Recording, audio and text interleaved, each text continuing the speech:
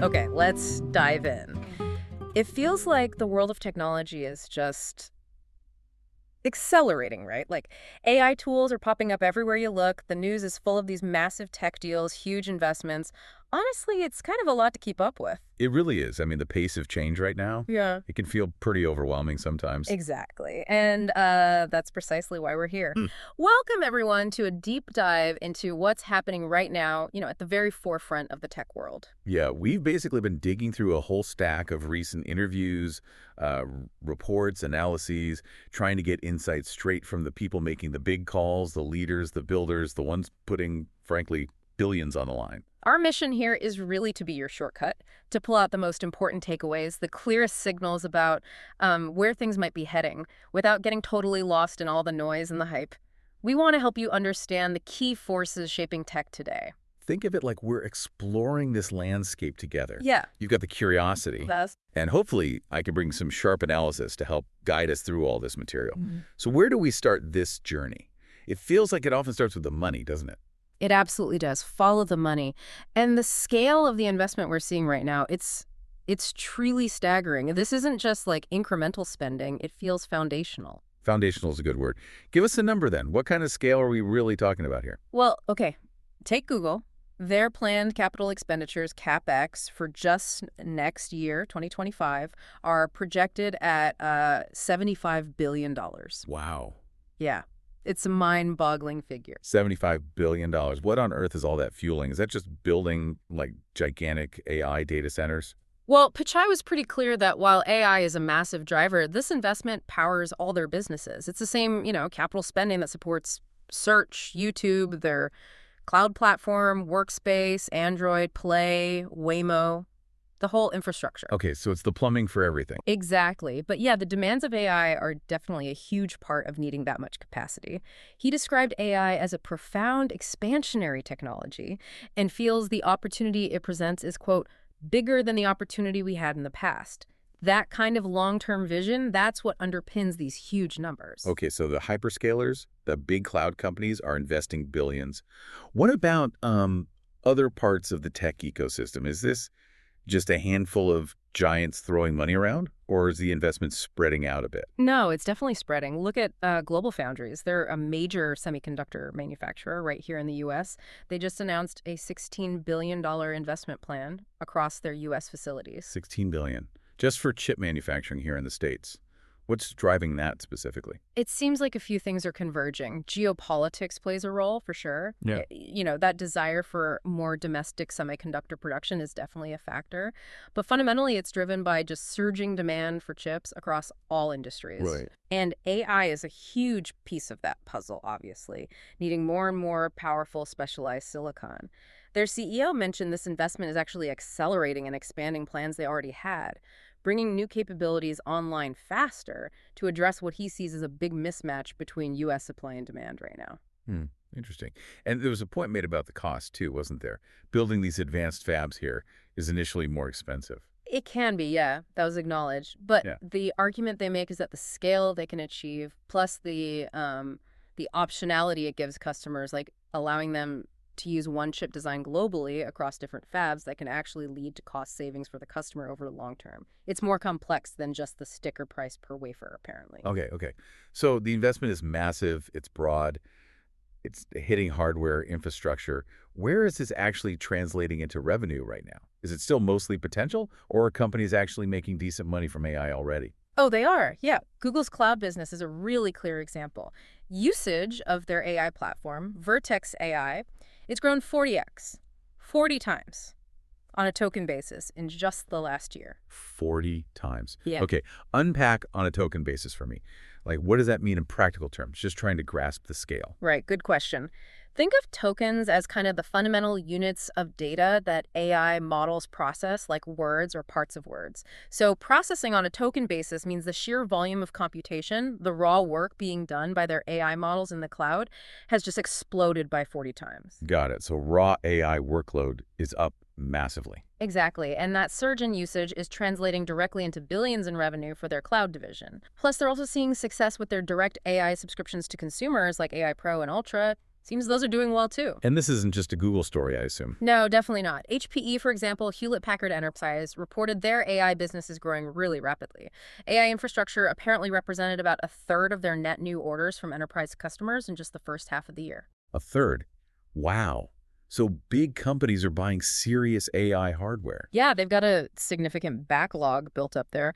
Now, one source we saw noted their specific attributed AI revenue might not look as high as, say, a direct competitor like Dell in some reports, but HPE is definitely landing some very large deployments. They mentioned a substantial one recently on powerful new hardware. So the demand for AI infrastructure, it's not just the absolute giants, it's reaching deep into the enterprise sector. Big deals are happening. That's the picture, yeah. So maybe connecting this back to you listening right now, why should these multi-billion-dollar numbers and, 40x growth stats really matter? Well, I think they're the clearest indicators of just how seismic this shift is. This isn't some tech fad, right? It feels like a fundamental retooling of the industry's whole infrastructure. These investments are what's actually powering the creation of the new AI tools and capabilities that will eventually show up in the software you use every day. It could change how your own industry works, and it's definitely reshaping the tech landscape you navigate as a consumer. It just shows the level of conviction these leaders have in AI's transformative power. It's huge. All right, that gives us a really good sense of the fuel being poured into the engine.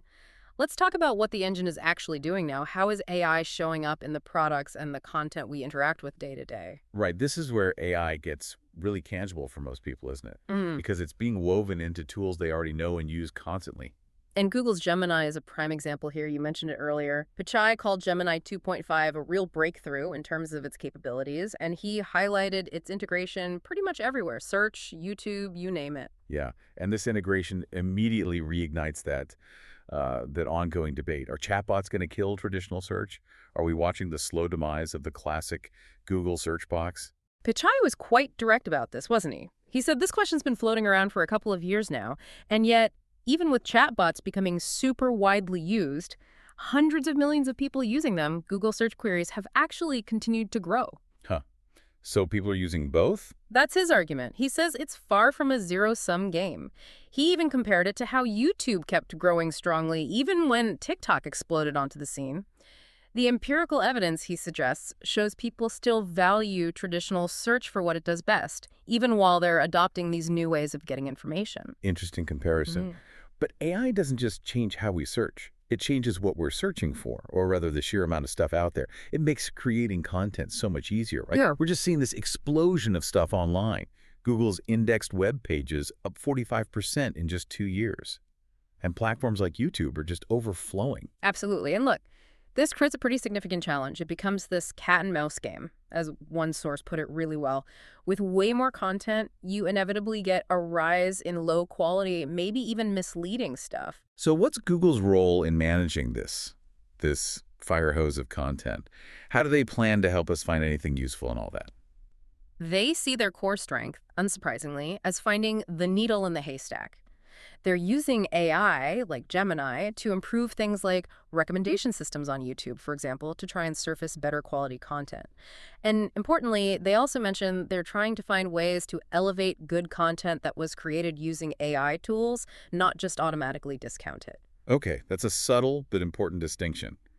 Which brings us, I guess, to the really hot button issue of AI overviews in search those AI-generated summaries you see right at the top now. Yeah, exactly. Google's view, as they present it, is that these are designed to help users find relevant info faster. And they say they prioritize approaches that still drive high-quality traffic to publishers by, prominently featuring links within those overviews. And they claim it's working. They have data on this. That's what they say. Their data apparently shows users clicking through to a more diverse set of websites and actually spending more time on those sites after clicking from an AI overview. Okay.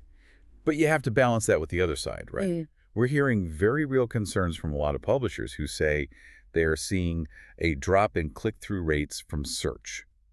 And they feel kind of stuck because they can't really opt out of potentially appearing in these overviews without maybe hurting their overall search visibility. Yeah. It's clearly a point of tension right now. Definitely a tension point. Now, looking beyond the screen, we're also starting to hear more talk about AI showing up in entirely new form factors, right? New ways of interacting. Yeah, this idea of AI native devices seems to be gaining traction. Google confirmed they're actively exploring augmented reality glasses. Pichai's take was interesting. He thinks adoption will happen if these devices are, quote, delightful and add genuine utility without extra effort. Yeah. He gave this really specific example. Oh, yeah, the basketball shot. Exactly. Imagine AR glasses giving you instant feedback on your shot, like pointing out if it was an air ball. That's surprisingly practical, isn't it? A companion, a coach was the phrase someone used, I think. Yeah, exactly. It's about utility in the real world, integrated seamlessly. And another source echoed this, noting a growing industry desire for devices built specifically around AI interaction, suggesting new form factors like eyewear could arrive very, very soon. Very, very soon. Wow. It implies a future where AI isn't just confined to your phone or your laptop, but maybe becomes a more seamless, ever-present kind of assistant. What's fascinating alongside that is how quickly consumers seem to be already adopting AI tools, even if they don't always consciously recognize it as AI. The numbers are quite striking, actually. 80%, 80 of consumers are now using zero-click search. That's just getting your answer right there in the search results, no click needed. 80%, okay. Over 40% are using specific AI search features. And among younger knowledge workers, Gen Z specifically, a really remarkable 93% are apparently using 2 or more AI tools daily. Wow, 93% of Gen Z knowledge workers. That's not a niche group anymore. But is that level of usage translating across the board to, say, mainstream consumers? Not quite yet. There seems to be a notable adoption gap. One study showed only about 27% of mainstream U.S. consumers are using AI tools regularly, compared to nearly 79% of self-described AI experts, people deep in the field, maybe in Silicon Valley. So what does that gap signify? Is it awareness, trust? It probably points to a mix of things, maybe awareness, maybe trust issues, or perhaps just people not yet fully understanding how these AI tools can be genuinely useful in their everyday lives. And that gap, maybe counterintuitively, creates opportunities for companies. Yeah, exactly. It suggests there's still a huge market out there for companies that can build really trusted, genuinely useful AI products that solve real problems for regular consumers, even if the AI itself is operating quietly behind the scenes. The technology doesn't have to scream, "I am AI" to be valuable. It just needs to work well and be truly helpful. Right. So maybe as you're listening, think about the tools you use every day. Where might AI already be subtly at work? And looking ahead, what kind of future AI interactions, maybe on glasses, maybe something else entirely feel exciting, or maybe, yeah, a little unsettling? It's clear this integration is happening fast. And this brings us really neatly to the bigger picture, doesn't it? The ripple effects of AI, the societal impacts, those critical questions around trust, and of course, the ever-present dynamics of competition and regulation. The future of work is, understandably, a massive part of this whole conversation. Pichai, again, stressed that concerns about job displacement need to be taken super seriously. He didn't dismiss it. No, he didn't. But he also presented his long-held view that AI is fundamentally expansionary. He really believes it creates entirely new opportunities. He used that analogy again, comparing it to the creator economy, suggesting AI could enable pretty much everyone to be a sophisticated creator, just like platforms like YouTube empowered millions before. Right. And he also talked about positive externalities. Yeah, how AI is accelerating progress in really critical areas like cancer research, education. And within existing jobs, he sees AI mostly automating the mundane tasks, making people more productive and freeing them up for higher value, maybe more creative work. He even brought up historical trends. Right, that many jobs today didn't exist decades ago. Exactly. Suggesting that predictions of mass automation haven't always panned out exactly as feared in the past. Okay, so that's one perspective, a more optimistic, expansionary view. But the sources we looked at also presented a pretty different, maybe more cautionary take, right? Absolutely. And it's a crucial debate to have. One source cited the perspective of the CEO of Anthropic, another major AI company, who suggested that AI could potentially eliminate a significant percentage of white-collar jobs, specifically in the coming years, potentially leading to rising unemployment. Wow, white-collar jobs. Yeah. And this really highlights the critical need for a serious societal conversation about things like reskilling our workforce, and maybe even rethinking social safety nets entirely. It's definitely not a settled question. It's a live, urgent debate happening right now. And alongside jobs, as tech companies handle more and more of our data to power these personalized AI experiences, that question of trust just becomes absolutely paramount. For sure. Pichai stated that Google works incredibly hard to earn and maintain user trust.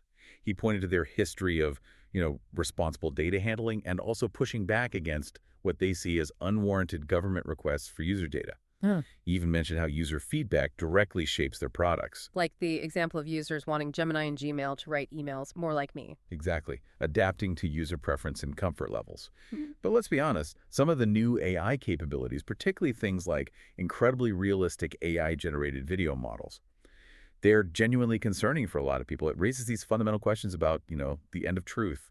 How do we know what's real anymore? It feels like a huge challenge. What's Google's approach or proposed approach to tackling that? Well, there's student approaches to try and help users verify reality. They're working on things like watermarking AI-generated video, building tools to help detect AI-generated content. They even mentioned building a specific tool for researchers and journalists to help verify information. The thinking seems to be that down the line, we might need entirely new norms and regulations, perhaps treating things like deepfakes with the same kind of seriousness we treat, say, financial fraud. Hmm. Like a new category of harmful content. Potentially. But ultimately, there was also a hopeful note struck by Pichai. This idea that humans will likely continue to deeply value a shared sense of reality and authentic human experiences even more in the future, precisely because distinguishing them might become harder.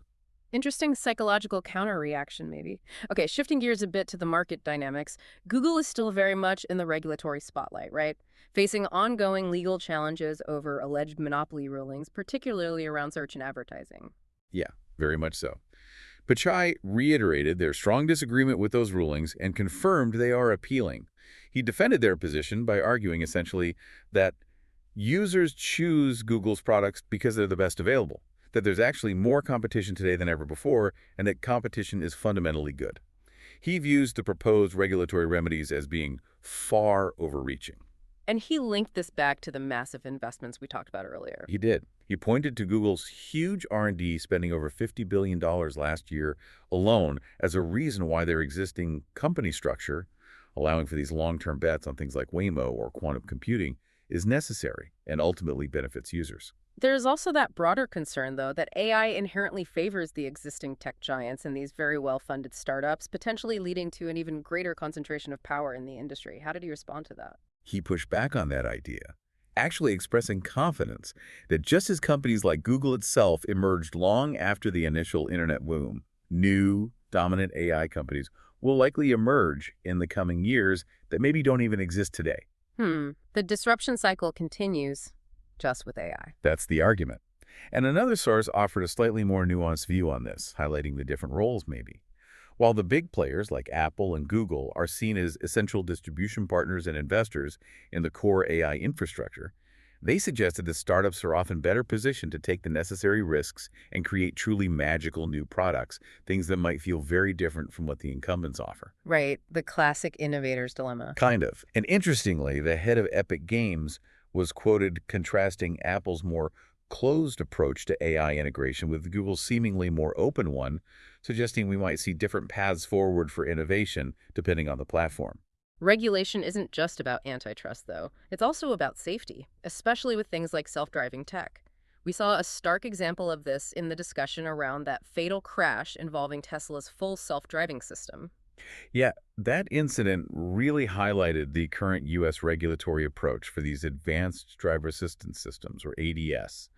It's generally not about pre-approving the safety of these systems before they hit the road. Right, it's more reactive. It seems so. The Yeah. approach tends to be allow deployment on systems that look and operate, broadly speaking, like normal cars, and then investigate patterns in crashes after the fact to assess safety under specific conditions.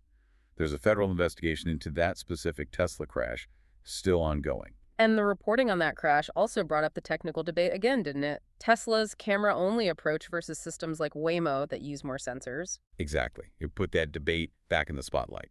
The footage from that specific crash apparently showed significant visibility challenges, darkness, rain making it very difficult for the system, relying primarily on cameras to detect the pedestrian until it was tragically too late. It just underscores that these fundamental technical design choices have very real-world consequences and are absolutely part of that regulatory assessment that happens post-deployment. Okay. And beyond the U.S., these AI waves are causing ripples globally too, right? The global foundries investment we mentioned earlier. Yeah, that move towards increasing domestic manufacturing here in the U.S. is partly seen as a reaction to global geopolitical factors, that desire for more supply chain resilience. And investment is flowing elsewhere too. It was noted that across the Atlantic, there's currently a very high level of commitment to investing in Europe, which could significantly impact the tech ecosystems over there as well. Finally, M&A, mergers and acquisitions. AI is shaping that landscape too. Clearly, yeah. We're seeing strategic buyers, think big companies like Salesforce, buying Informatica, making acquisitions specifically to bolster their AI capabilities and their overall AI story to the market. And market volatility can actually help these deals. Apparently so. Yeah. It can create opportunities for these kinds of strategic moves. And it was interesting to note how private equity has sometimes played a role in building up certain businesses, like Informatica's cloud business specifically, kind of grooming them before they become attractive targets for strategic acquisition later on. So bringing this all back home, back to you, our listener, how might all these massive interconnected forces, this AI adoption boom, the fierce competition, the evolving regulations, the global shifts, how might they ultimately impact the tech products you choose to use every day, the information you rely on and trust online, and maybe even the broader economy you participate in? It's a complex picture, but these feel like the key elements shaping its future right now. We've definitely covered a lot of ground in this deep dive, from the absolutely enormous capital being poured into AI infrastructure and development It's huge numbers. to how AI is tangibly changing everything from familiar search bars to potentially brand new kinds of devices.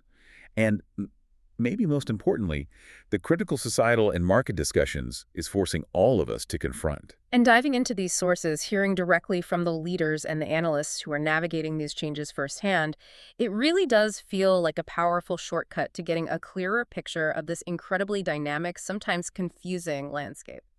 So as AI continues to weave itself deeper and deeper into our lives, influencing everything from, what videos YouTube recommends next to potentially automating parts of our jobs, maybe even driving our cars someday, it leaves us with a really fundamental question to ponder, doesn't it? Which is, How do we collectively, individually, ensure we harness this immense power responsibly? How do we make sure we maintain trust in the information we receive? And ultimately, how do we retain control over our own data and our own digital future in the face of all this change? that is definitely a question worth keeping front of mind as these trends continue to unfold so rapidly. Keep watching, keep asking questions, everyone.